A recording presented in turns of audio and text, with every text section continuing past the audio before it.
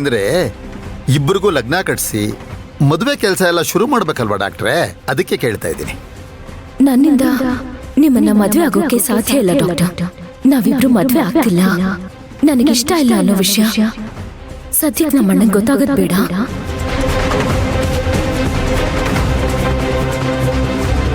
ಓ ಅದಾ, ಆಯ್ತು ಆಯ್ತು, ಅದ್ರ ಬಗ್ಗೆ ಆದಷ್ಟು ಬೇಗ ಹೇಳ್ತೀನಿ.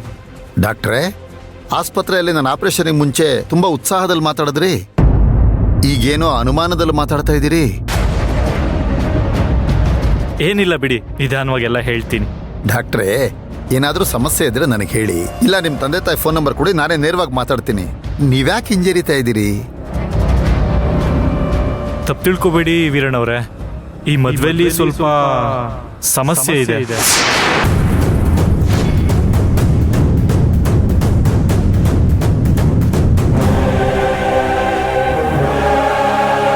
ಸಮಸ್ಯೆನಾ? ಏನ್ ಸಮಸ್ಯೆ?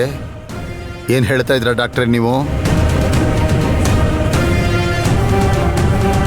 ನಾನು ಈಗ ತಾನೇ ನಿಮಗೆ ಆಪರೇಷನ್ ಮಾಡಿದ್ದೀನಿ. ನಾನು ನಿಮಗೆ ಏನೋ ಹೇಳಿ ಮತ್ತೆ ನಿಮ್ಮ ಆರೋಗ್ಯದಲ್ಲಿ ಏರುಪೇರಾಗೋದು ನನಗಿಷ್ಟ ಇಲ್ಲ.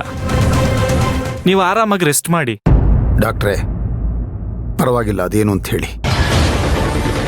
ಏನಿಲ್ಲ, ನಮ್ಮಮ್ಮ ಜಾತಕ ನೋಡ್ಸಿದಾರಂತೆ. ಜ್ಯೋತಿಷಿಗಳು ನನಗೂ ಅರ್ಚನಾ ಅವರಿಗೂ ಮದುವೆ ಆಗೋ ಥರ ಹೊಂದಾಣಿಕೆ ಆಗಿ ಬರ್ತಾ ಇಲ್ಲ ಅಂತ ಅಂತಿದ್ರಂತೆ.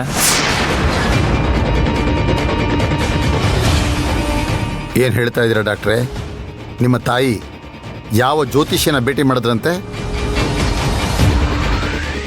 ನಂಗೆ ಅದೇನೂ ಗೊತ್ತಿಲ್ಲ, ಅಮ್ಮನ್ನೇ ಕೇಳಬೇಕು. ಅದಿರಲಿ, ನಮ್ಮ ಅಚ್ಚು ಜಾತಕನೇ ನಾವು ನಿಮಗೆ ಕೊಟ್ಟಿಲ್ವಲ್ಲ, ಅದು ಹೇಗೆ ನಿಮ್ಮ ತಾಯಿ ಜಾತಕ ನೋಡ್ಸಿದ್ರಂತೆ?